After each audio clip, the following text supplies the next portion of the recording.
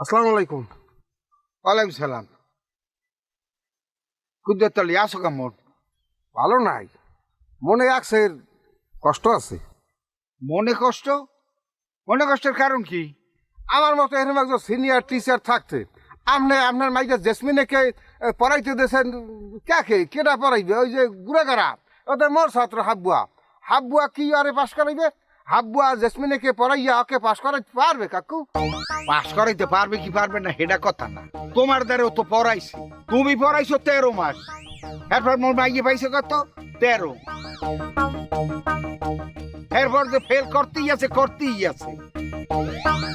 এখন মোর মাইয়ে যে আর পাস করবে কি করবে না হ্যাঁ কেমন কম।